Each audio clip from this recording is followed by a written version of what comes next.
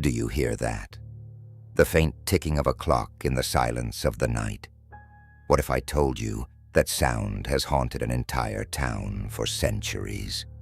Welcome to the Nightside Archive, where stories of the unimaginable come alive. Tonight, we unravel the chilling tale called The Curse of the Clockmaker's Workshop. Imagine a quaint village nestled in the heart of Germany during the late 18th century. This was where Johan Bitterlick, a master clockmaker, ran his admired workshop. Johan was renowned for his intricate craftsmanship. His clocks weren't just timepieces, they were works of art. However, fame often invites the envy of others. As Johan's skills brought in customers from across Europe, whispers spread among the townsfolk about his unorthodox methods. Some claimed he worked late into the night, talking to unseen voices. They insisted his clocks didn't just keep time, they told secrets. The suspicion reached a fever pitch one cold winter evening when the town bell struck midnight, and the entire village was startled awake by an eerie symphony. Chimes from Johan's clocks rang simultaneously, but something about the melody sent chills down everyone's spine. It was hypnotic and otherworldly. The next morning, Johan's apprentice, a shy but diligent boy named Elias, was found dead in the workshop, his face frozen in terror. Authorities couldn't find a cause of death, yet the villagers were quick to point fingers at Johan, labeling him a practitioner of dark arts. Fearing for his life, Johan fled.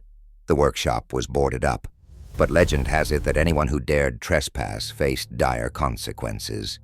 For decades, no one was brave, or perhaps foolish, enough to enter, until the summer of 1834. That year, a new generation of villagers saw the workshop not as a cursed place, but as an untapped treasure trove. A group of teenagers, led by a boy named Fritz, decided to take a peek inside. Holding lanterns and daring each other not to turn back, they pried open the wooden boards. What they found was dusty, yet mesmerizing, a treasure chest of Johan's abandoned creations. Elaborate clock faces stared back at them from every corner, their hands stuck at odd angles as if paused mid-spell. As they ventured deeper, they found an ornate grandfather clock, grander and more detailed than anything they had seen before. It seemed almost alive, its pendulum swinging even though it was untethered to any visible mechanism. Fritz, full of youthful arrogance, decided to wind the clock. The moment he did, every clock in the workshop sprang to life in a deafening cacophony. Then, the grandfather clock's door creaked open, revealing nothing inside but impenetrable blackness. One by one, the teenagers claimed to hear whispers, soft and sinister, calling their names, although none of them dared admit it. From that summer onward, strange occurrences plagued Fritz's group. One boy disappeared while walking home late at night. A girl fell into a mysterious fever, her last words a frantic plea to stop the ticking. Fritz himself grew pale and withdrawn, muttering about hands reaching for him in the dark. By the end of that year, none of the teenagers survived, and the village was once again united under one belief. The workshop was cursed. Once more, it was sealed, and this time the mayor ordered the entryway bricked.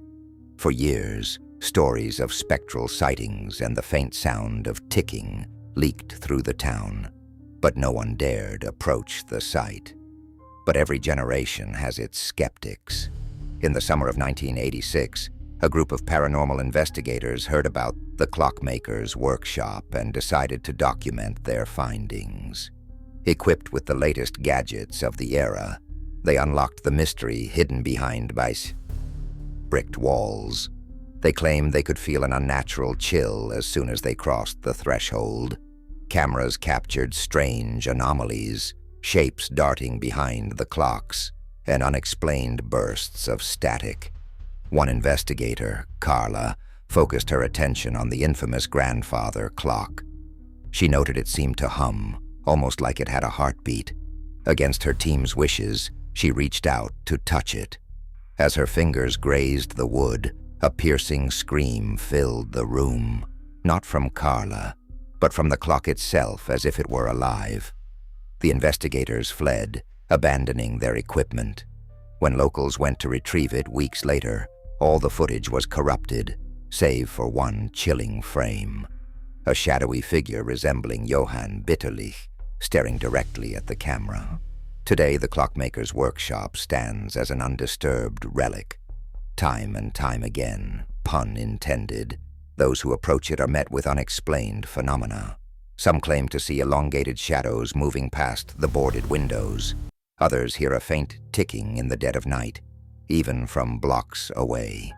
And many say, when the town's church bell chimes at midnight on the winter solstice, otherworldly music can still be heard, echoing through the streets.